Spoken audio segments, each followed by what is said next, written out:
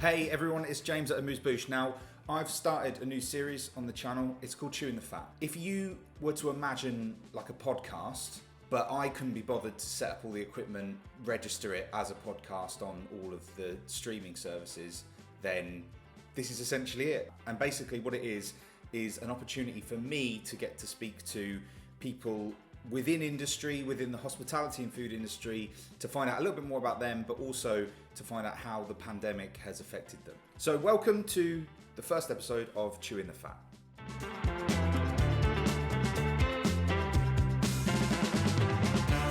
So today I'm chatting with a man who I crossed paths with a couple of months ago, but it's very likely that we crossed paths before that. The reason for that will become clear very shortly. Alfie Bahnan is the sous chef at one of my favourite restaurants in London, Legare. I've basically got him on here to have a chat about him and his situation currently with the restaurant. He's a bit of a child prodigy. He's only 24 years old and he's already a sous chef at this restaurant. Alfie, how you doing, man? Hi, man. Yeah, I'm good, thanks. How you doing? Good stuff. Yeah, I'm great, thank you. I'm really, really good. First of all, tell us, I mean, it's probably better coming from you. Tell us a little bit how our paths sort of crossed. So it was one of my mate's birthdays, and she just loves the goo pots, the goozillionaire pot. I was trying to have a little search on the internet, thinking, how can I recreate it as a large cheesecake? That's when I stumbled upon your video on YouTube. And then I found your Instagram, dropped you a message, and then happened to be scrolling through your photos and saw you been to Legare. So we just kind of got chatting from there. That essentially is a complete novice having some influence over an actual trained chef. So there we go.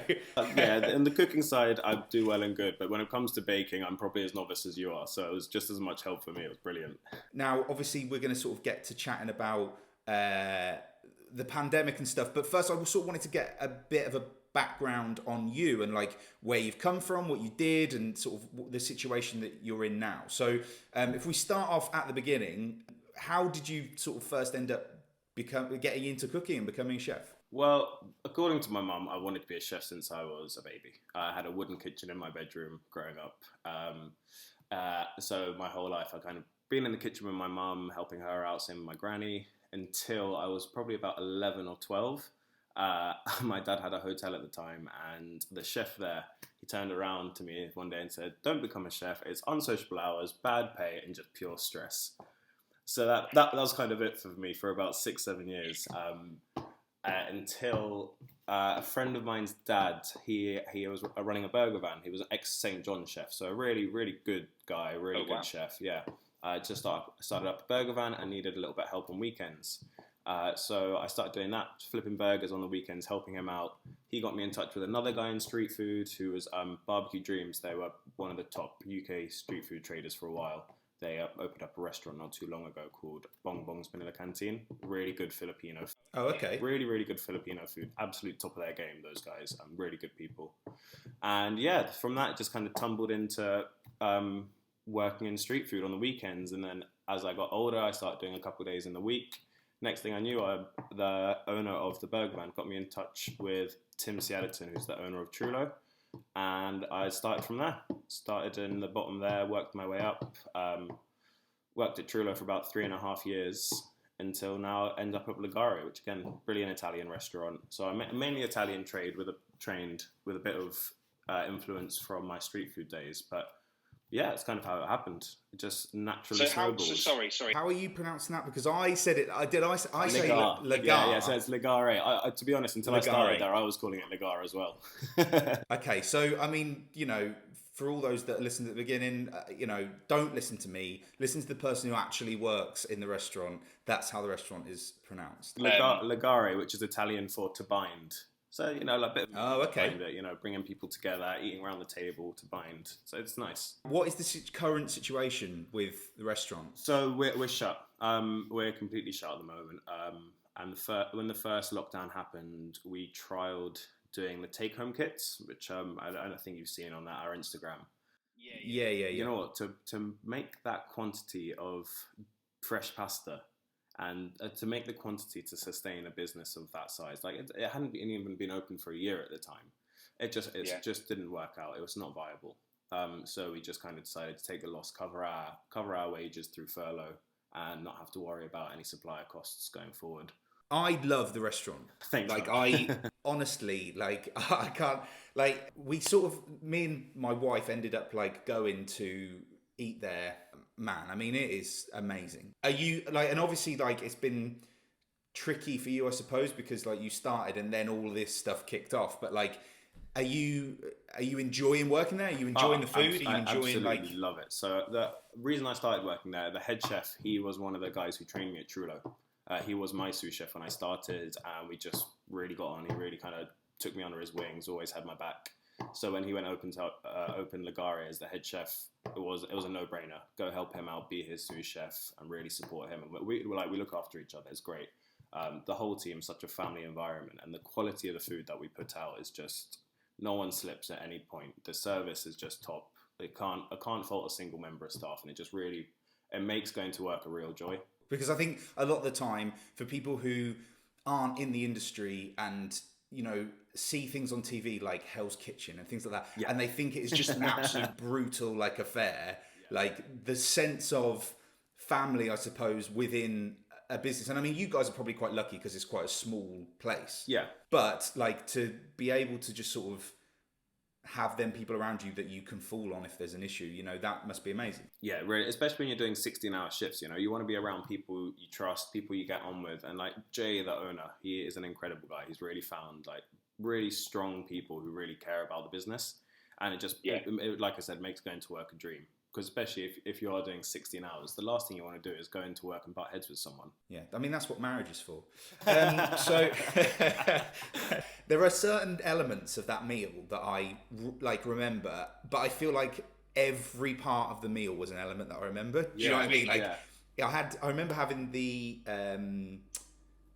now I'm not going to be able to pronounce it right, the stracciatella? Stracciatella, yeah. Stracciatella, right. So I remember having that, and it had like this sort of meaty sopressado. Yeah. Oh man. So and good. That with some focaccia is just insane. Yeah. Unfortunately, I'm lactose intolerant, so something like that just throws me. No. Yeah. No. Yeah. Oh god. I had a mouthful when I first started, and I wasn't feeling great. Oh no. I mean, listen, I can tell you, it's amazing. It's amazing. Yeah. Glad to hear it. So is that a hinder? Like, is that a massive hindrance to you? No, it's mildly lactose intolerant, but it's mainly things like, so I'm not sure, lactose kind of breaks down the more aged the cheeses. So for something like burrata or stracciatella, which are super fresh cheeses, doesn't sit well with me, but a little bit of butter here or there, a little bit of cream in a dish, that's fine. It's more having a large amount of something like a really fresh cheese that gets made for us. Yeah. So in fact, with our stracciatella, we order it from a company called La Latteria, and we pre-order it. They make it for us the day before they deliver it. So it's in fact the morning of delivery. So it's super fresh, made for us. It's just out of this world, top quality. You guys make everything from scratch. You're making all your own pasta and everything from scratch. We make the doughs day in advance, get them nice and hydrated, roll them that morning. We try to have everything fresh every day. Obviously, things like a nice slow-cooked tomato sauce, which takes about 6 hours, that will do the day before, let that kind of sit, but everything is done from fresh as often as possible. Including the breads and like the... Before lockdown, actually, we were ordering in our bread, but since coming back, bread is quite a high cost, so we started making our own focaccia. And honestly, it's out of this world. Like, our focaccia is really strong. As we were saying before, the pasta, is just so amazing, but... One of the stars of the show, and something that I imagine you sell a lot of, must be the cannoli. Yeah. I knew that one was coming. The cannolis, we're really known for those. We put a lot of love and care into them. They're really good. You can find us all sat at the back of the kitchen at the end of the night nibbling down a few cannolis. See, now I tried to make cannoli for the channel. I've seen that, yeah.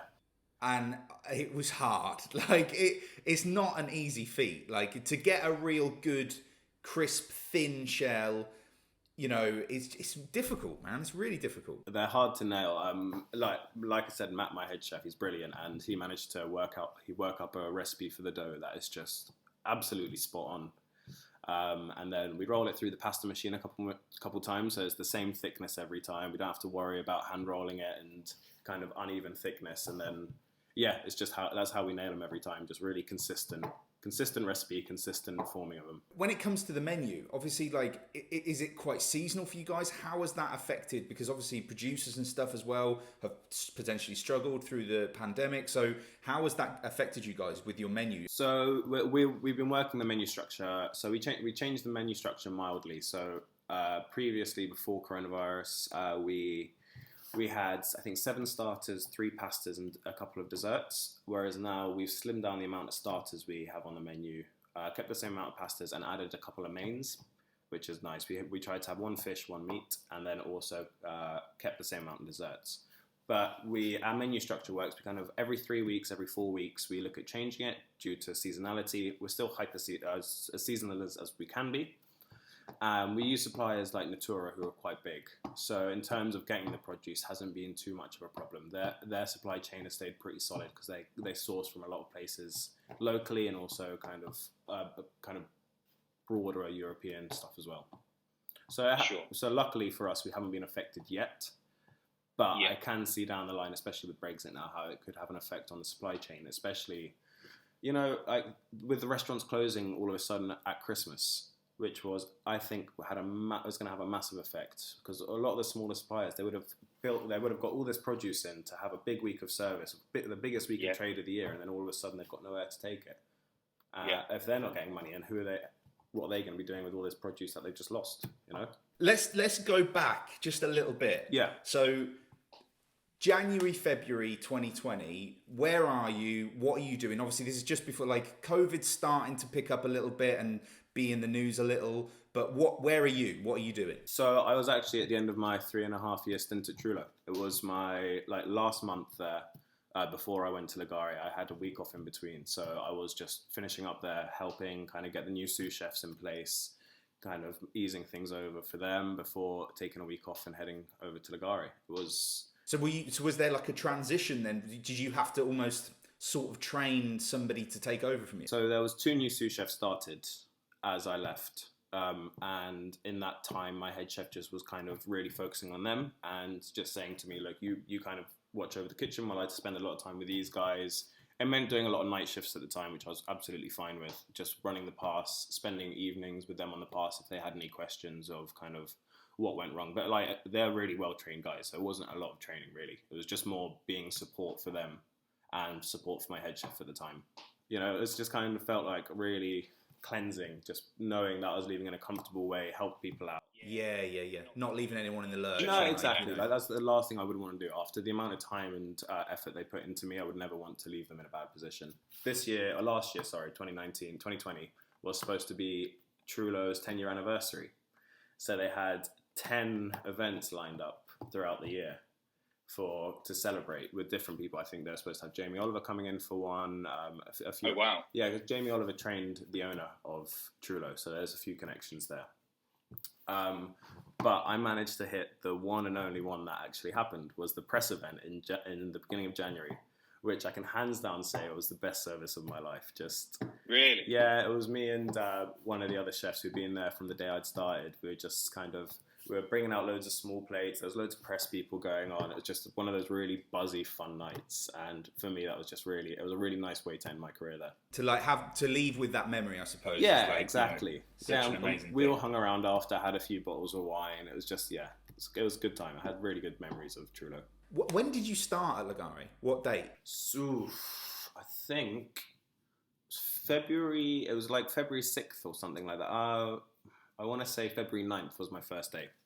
February 9th. Okay, so you essentially maybe had like 6-7 weeks of working as a sous chef in a fully functioning restaurant. Yeah. And then March 23rd hits, we go into lockdown. What are the next few days like for you guys? Honestly, absolute shit show. Yeah, man. Like obviously, the first thing we did the day after lockdown, me and my head chef, the owner, a couple others, we came in and we kind of worked on a menu that we were going to do for the take-home kits. We got the head chef's wife. She's a brilliant photographer. She came in, took some really nice professional photos of the food for us.